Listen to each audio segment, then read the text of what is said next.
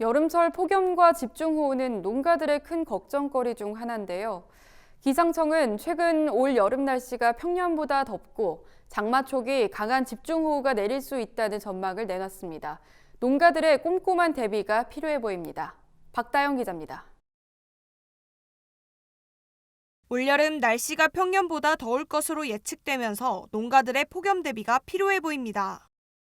기상청은 올해 6월부터 8월 월 평균 기온이 평년보다 높을 것이라고 전망했습니다. 기상청에 따르면 올여름 기온이 평년보다 높을 확률은 40에서 50%에 달합니다. 폭염은 농작물의 고사, 생리장애와 가축의 생산성 저하, 폐사 등을 초래해 농가에 큰 피해를 입히고 있습니다. 실제로 폭염 일수가 31.4일로 가장 길었던 2018년에는 햇볕 대임, 농작물 생육 불량 등으로 과수원 22,509헥타르가 피해를 입었습니다. 같은 해 폭염으로 폐사한 가축은 907만 9천 마리에 달합니다. 특히 올해 6월에는 폭염에 더해 이상고온 발생 일수도 평년보다 많을 것으로 전망됩니다. 이에 농촌진흥청 등에서 제공하는 품목별 폭염 대비 중점 관리 사항 등을 확인해 사전에 대비하는 것이 좋습니다. 품목별로 농작물 관리 요령에 대해서는 저 같은 경우에는 관계용수를 충분히 주고 부산과 관련비를 더 줘야 됩니다. 특히 밭작물 같은 경우는 스프링클러 가동 또는 집이나 풀종으로 밭작물 뿌리 주위를 피복해서 토양 수분 증발과 지온 상승을 억제해서 농작물 피해를 좀 막아야 될 것 같고요. 특히 고령농의 경우 고온에 의한 온열 질환을 각별히 주의해야 합니다.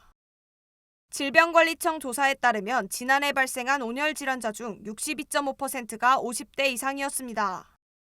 또 전체의 12.9%가 비닐하우스, 논밭 등 영농 환경에서 발생했습니다.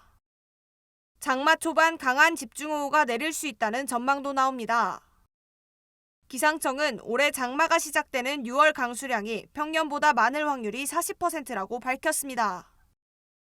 집중호우 발생 시에는 농기계 보관 요령과 침수 시 조치 방법을 확인해 농기계를 안전한 곳에 보관하고 기계별로 적절한 정비를 실시해야 합니다.